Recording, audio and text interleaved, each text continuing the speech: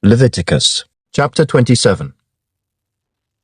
Now the Lord spoke to Moses, saying, Speak to the children of Israel, and say to them, When a man consecrates by a vow certain persons to the Lord, according to your valuation, if your valuation is of a male from 20 years old up to 60 years old, then your valuation shall be 50 shekels of silver, according to the shekel of the sanctuary. If it is a female, then your valuation shall be 30 shekels. And if from 5 years old up to 20 years old, then your valuation for a male shall be 20 shekels, and for a female 10 shekels. And if from a month old up to 5 years old, then your valuation for a male shall be 5 shekels of silver, and for a female your valuation shall be 3 shekels of silver. And if from 60 years old and above, if it is a male, then your valuation shall be 15 shekels, and for a female 10 shekels. But if he is too poor to pay your valuation, then he shall present himself before the priest, and the priest shall set a value for him. According to the ability of him who vowed, the priest shall value him. If it is an animal that men may bring as an offering to the Lord, all that anyone gives to the Lord shall be holy. He shall not substitute it or exchange it, good for bad or bad for good. And if he at all exchanges animal for animal, then both it and the one exchanged for it shall be holy. If it is an unclean animal which they do not offer as a sacrifice to the Lord, then he shall present the animal before the priest. And the priest shall set a value for it, whether it is good or bad. As you, the priest, value it, so it shall be. But if he wants at all to redeem it, then he must add 1/5 to your valuation. And when a man dedicates his house to be holy to the Lord, then the priest shall set a value for it, whether it is good or bad. As the priest values it, so it shall stand. If he who dedicated it wants to redeem his house, then he must add 1/5 of the money of your valuation to it, and it shall be his. If a man dedicates to the Lord part of a field of his possession, then your valuation shall be according to the seed for it. A homer of barley seed shall be valued at 50 shekels of silver.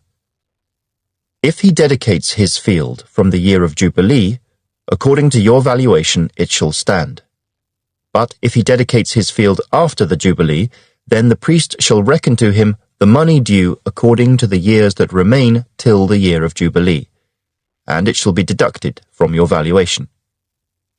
And if he who dedicates the field ever wishes to redeem it, then he must add 1/5 of the money of your valuation to it, and it shall belong to him.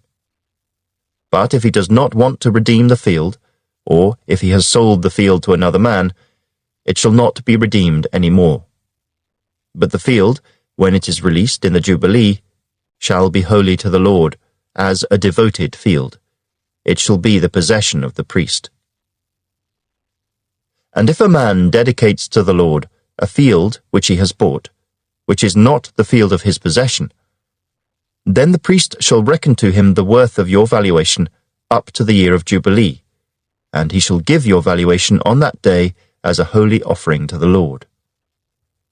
In the year of Jubilee, the field shall return to him from whom it was bought, to the one who owned the land as a possession. And all your valuations shall be according to the shekel of the sanctuary, 20 gerahs to the shekel. But the firstborn of the animals, which should be the Lord's firstborn, no man shall dedicate. Whether it is an ox or sheep, it is the Lord's. And if it is an unclean animal, then he shall redeem it according to your valuation, and shall add 1/5 to it. Or if it is not redeemed, then it shall be sold according to your valuation.